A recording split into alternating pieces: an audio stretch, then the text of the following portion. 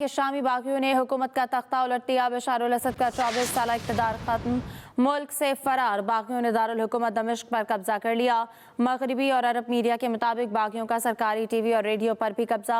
वजारत दिफा के हेडक्वार्टर से फौजियों को हटा दिया गया।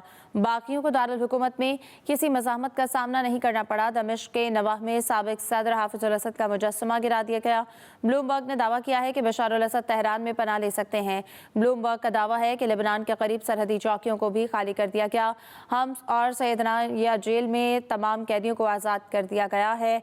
दमिश्क के मरकजी स्क्वायर पर हजारों शहरी जमा, जश्न, हवाई फायरिंग। तारीख दौर का खात्मा हुआ, ये एक नए दौर का आगाज है। बागी ग्रुप ने शाम को आज़ाद करार दिया। ग्रुप सरबरा अबू मोहम्मद अल जुलानी ने कहा है कि पुरअमन इंतकाले इक़्तिदार तक साबिक वज़ीर आज़म गाज़ी अल जलाली तमाम रियासती इदारों को चलाएंगे। किसी भी सूरत शाम में मौजूद कीमियाई हथियार इस्तेमाल नहीं करेंगे। शाम में सदर बशार अल असद का 24 साला इक़्तिदार खत्म। शामी सदर ने मुल्क छोड़ दिया। बागियों का दमिश्क पर कब्जा। अरब मीडिया के मुताबिक शाम के बागियों ने दमिश्क एयरपोर्ट, सरकारी टीवी और वजारत दाखिला की इमारत पर कब्जा कर लिया है। बागियों ने सूबे स्वेदा में इमारत पर लगे बशार अल असद के पोर्ट्रेट फाड़ दिए, जबकि हमा शहर में बागियों ने साबिक सदर हाफिज अल असद का मुजस्समा गिरा दिया। बागियों की जानिब से सैदनाया जेल से कैदियों को रिहा किए जाने की भी इत्तलात हैं। शाम के साबिक वज़ीर आज़म मोहम्मद गाज़ी अल जलाली का कहना है वो अवाम की मुंतखब करदा किसी भी क़यादत से ताउन के लिए तैयार हैं। बागी ग्रुप के सरबराह ने कहा, पुरअमन इंतकाले इक़्तिदार तक मोहम्मद गाज़ी अल जलाली तमाम रियासती इदारों को चलाएंगे। उधर दमिश्क के मरकजी स्क्वायर पर हजारों शहरी जमा हो गए और जश्न और नारेबाजी शुरू कर दी। शामी बागियों ने शाम को आज़ाद करार देते हुए कहा, एक तारीख दौर का खात्मा हुआ और ये एक नए दौर का आगाज है। दूसरी जानिब शामी फौज दमिश्क के मज़ाफ़ात से पीछे हट गई है। फौज की बड़ी तादाद इराक फरार हो गई है। अमरीकी मीडिया ने दावा किया है कि शामी सदर बशार अल असद दमिश्क में मौजूद नहीं हैं, वो तेहरान में पनाह ले सकते हैं। तमाम ईरानी फौजी अहदेदार खुसूसी परवास के जरिए दमिश्क से तेहरान रवाना हो गए हैं। दोहा फोरम के मुश्तरका एलामिये में कतर, सऊदी अरब, उर्दन, मिस्र, इराक, ईरान, तुर्की और रूस की जानिब से कहा गया है कि शाम की मौजूदा सूरत हाल इलाकाई और बैनुल अक़वामी सलामती के लिए खतरनाक है। मुल्क शाम से असद ख़ानदान का 50 साला इक़्तिदार ख़त्म। सबसे पहले बशार अल असद के वालिद हाफिज अल असद 1971 में शाम के 18वें सदर मुंतखब हुए। 2000 में हाफिज अल असद की मौत के बाद उनके बेटे बशार अल असद ने इक़्तिदार संभाला। बशार अल असद 24 साल बाद शामी बागियों की बगावत के नतीजे में अपने इक़्तिदार से हाथ धो बैठे हैं। आपको अपडेट करेंगे। बशार अल असद हुकूमत का खात्मा शाम में 2000 में हाफिज अल असद के हवाले से आपको बताएं कि उनकी वफ़ात हुई और उसके बाद बशार अल असद ने इक़्तिदार संभाला। मुल्क शाम से असद ख़ानदान का 50 साला इक़्तिदार ख़त्म हो गया। शाम की सूरत हाल इलाकाई और बैनुल अक़वामी सलामती के लिए ख़तरनाक है। कतर, सऊदी अरब, उर्दन, मिस्र, इराक, ईरान, तुर्की और रूस का मुश्तरका एलामिया जारी। फौजी ऑपरेशन रोकने और शहरियों की हिफाजत के लिए मसले के सियासी हल की ज़रूरत पर जोर। रूसी वज़ीर ख़ारजा ने कहा, बागी ग्रुप के अस्करी ऑपरेशन की मनसूबाबंदी बहुत पहले की गई। ये ताकत का तवाज़ुन बिगाड़ने और ग्राउंड पर सूरत हाल तब्दील करने की कोशिश है। रूस बागी ग्रुप की पेशकदमी की खैर मुमकिन मुखालफत करेगा। शाम की सूरत हाल इलाकाई और बैनुल अक़वामी सलामती के लिए ख़तरनाक है।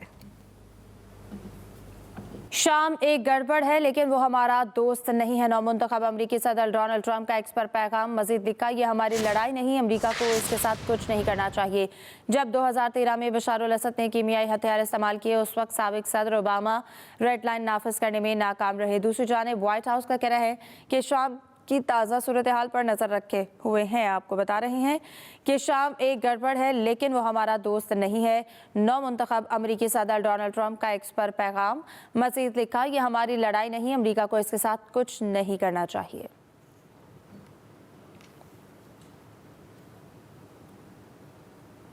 आगे बढ़े आपको बताएं कि अगस्त 2019 का इत्तेहाद तंजीमात, मदारिस और हुकूमत का मुआहदा इत्तेहाद सामने आ गया है। तंजीमात ने मदारिस को वजारत तालीम के साथ मुंसलिक करने के लिए मुआहदे पर दस्तखत किए। मुआहदा PTI के दौरे हुकूमत में उस वक्त के वफाकी वज़ीर शफकत महमूद ने किया। मुआहदे में तमाम दीनी मदारिस को वजारत तालीम के साथ रजिस्ट्रेशन करवाने का पाबंद किया गया। वजारत तालीम मदारिस के अदाद शुमार इकट्ठे करने की वाहिद मिजाज अथॉरिटी तस्लीम की गई।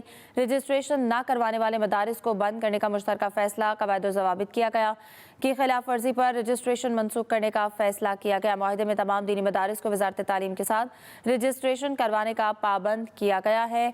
वजारत तालीम मदारिस के अदाद शुमार इकट्ठे करने की वाहिद मिजाज अथॉरिटी तस्लीम की गई। मुआहदे में ये लिखा गया।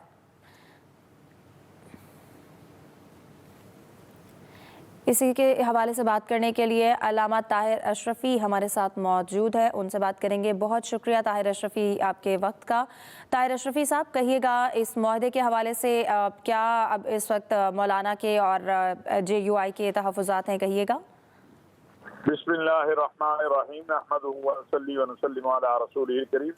देखिए, 5 साल कबल ये मुआहदा हुआ है 2019 में, और इस मुआहदे पे उस वक़्त के जो 5 वफाक थे उनके दस्तखत मौजूद हैं।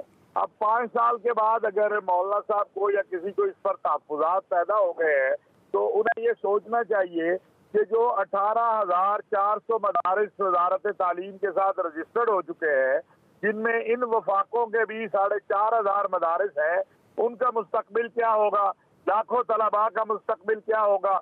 और बड़ी सिंपल सी बात है कि अगर कल वजारत इत्तलाआत कहे कि जी वजारत इत्तलाआत जो है इसको वजारत दिफा से मुंसलिक कर दे, तो हर कोई कहेगा ये कौन सा फैसला है। तालीम का, मदारिस का ताल्लुक तालीम से है, लिहाजा उनको वजारत तालीम से मुंसलिक होना चाहिए। और इसके लिए एक बहुत बड़ी जद्दोजहद हुई है। 74 साल के बाद पाकिस्तान में मदारिस की तालीम को जो है वो समझा गया कि ये भी एक तालीम है और हुकूमती सतह पर तस्लीम किया गया। अब अगर उसको कोई रिवर्स करवाना चाहता है तो ये मुमकिन नहीं है। फिर इस मुआहदे में देखें कितनी बड़ी बड़ी शख्सियात के दस्तखत है, और कुरान भी ये कहता है कि वौफू बिलअहद इन्नल अहद काना मसऊला। अगर मदारिस वालों को सहूलतें पैदा हो रही हैं, मदारिस की रजिस्ट्रेशन आसान हो गई है, मदारिस के बैंकों के अकाउंट खुल रहे हैं, तो आखिर आप क्यों उनके लिए मुश्किलात चाहते हैं। बहुत वाज़ेह फैसला है मदारिस के। हेलो जी अल्लामा ताहिर अशरफी साहब, कहिएगा कि जैसे कि पहले ये मुआहदा हो चुका है, आपको क्या लगता है कि अब क्यों हिचकिचाया जा रहा है या इस फैसले को रिवर्स करने के बारे में सोचा जा रहा है? समझता हूँ कि ये इसका ताल्लुक मदारिस की तालीम या उससे नहीं है, इसका ताल्लुक टोटली जो है वो सियासत से है कि अब सियासी मैदान में और कोई इशू नहीं है तो एक खौफ पैदा कर दिया जाए कि मदारिस को खतरा है, कोई बैरूनी एजेंडा आ गया है। मुझे बताया जाए कौन सा बैरूनी एजेंडा है मदारिस के। मदारिस अपनी तालीम दे रहे हैं, काल अल्लाह व काल रसूलुल्लाह पढ़ा रहे हैं। और ये भी मैं कहना चाहता हूँ कि गुज़श्ता 30-34 साल में अगर कभी भी मदारिस का मामला आया है तो उसकी चौकीदारी अल्हम्दुलिल्लाह हमने की है, आइंदा भी करेंगे। कोई मदारिस को खतरा नहीं है, कोई मदारिस का निशान तब्दील नहीं होने जा रहा, कोई मदारिस पे कदगन नहीं है। ये सिर्फ अपने सियासी मकासद के लिए मदारिस के नाम को इस्तेमाल किया।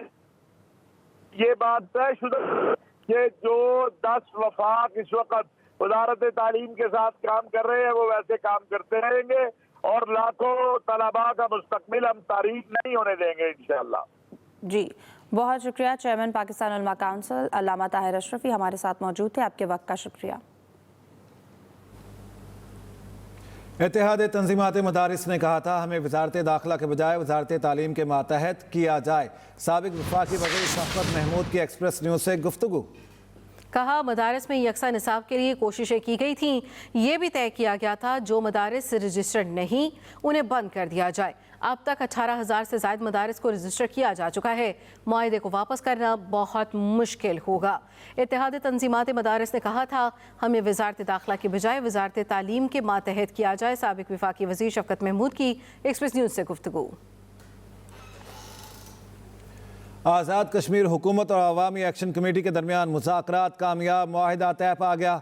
अवामी एक्शन कमेटी ने 23 जनवरी को लॉन्ग मार्च की कॉल वापस ले ली। अवामी एक्शन कमेटी और हुकूमती वजीर ने 12 निकाती मुआहदे पर दस्तखत कर दिए। मुआहदे के मुताबिक अवामी एक्शन कमेटी के चार्टर ऑफ डिमांड पर 6 माह में बातचीत के जरिए अमल दरामद होगा। उधर सदर आज़ाद जम्मू कश्मीर बैरिस्टर सुल्तान महमूद चौधरी ने मुतनाज़ ऑर्डिनेंस वापस ले लिया। Peaceful assembly and public order ordinance 2024 वापस लिए जाने का नोटिफिकेशन भी जारी कर दिया गया है। वज़ीर आला पंजाब मरियम नवाज 8 रोज़ा सरकारी दौरे पर चीन रवाना। मरियम नवाज चीन का दौरा करने वाली पहली पाकिस्तानी खातून वज़ीर आला हैं। 8 से 15 दिसंबर तक दौरा करेंगी। मरियम औरंगजेब, परवेज़ रशीद, आसमा बुखारी, बिलाल अकबर, आशिक किरमानी समेत आला सतह का वफ्द भी हमरा होगा। वज़ीर आला Maryam Nawaz Beijing, Shanghai, Shenzhen और गुआंगझू के दौरे करेंगी। मरियम नवाज चीन के वज़रा, आला हुकाम, माहिरीन से भी मुलाकात करेंगी। वज़ीर आला पंजाब मरियम नवाज शरीफ चीन में मुख्तलिफ मुलाकातें, तकारीब, कॉन्फ्रेंस में शिरकत करेंगी। मरियम नवाज को चीन की हुक्मरान जमात कम्युनिस्ट पार्टी ऑफ चाइना की तरफ से दौरा चीन की भी दावत दी गई है। वफाकी वज़ीर इत्तलात व नशरियात अताउल्लाह तारड़ मीडिया से गुफ्तगू कर रहे हैं। मैं समझता हूँ बदकिस्मती इस मुल्क की, और मैं तो सिर्फ ये पूछता हूँ कि दौड़ क्यों लगाई, भागे क्यों। और अगर ये इतनी ही बात होती तो कोई एक पोस्टमार्टम, कोई एक वीडियो सामने ले आते, झूठी वीडियोस, गजा फलस्तीन की वीडियोस का सहारा ना लेना पड़ता, पुरानी वीडियोस का सहारा ना लेना पड़ता, पुरानी पोस्टें ना लगानी पड़ती।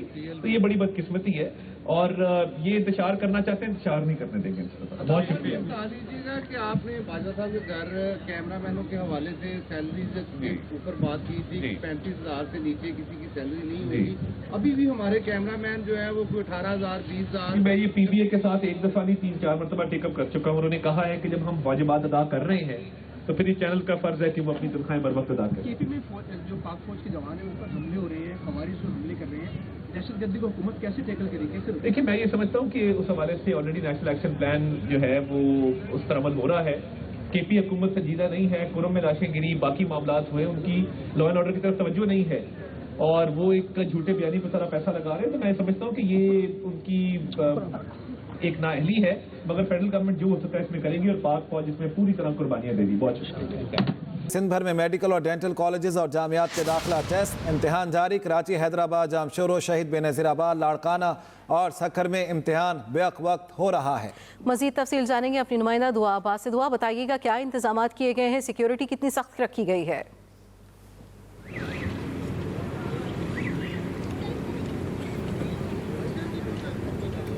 जी देखिए, सिंध भर में मेडिकल और डेंटल कॉलेज और जामियात के जो दाखिला टेस्ट हैं वो आज IBA सक्कर के ज़ेर एहतमाम जो है करवाए जा रहे हैं। इस सिलसिले में जो है वो कराची में 2 सेंटर्स बनाए जा रहे हैं। सूबे भर में 38,609 तकरीबन जो है उम्मीदवार हैं, जिनमें से तकरीबन 13,000 का ताल्लुक जो है वो कराची से है। कराची में कराची यूनिवर्सिटी और NAT यूनिवर्सिटी में जो है इम्तिहानी मराकज़ बनाए गए हैं।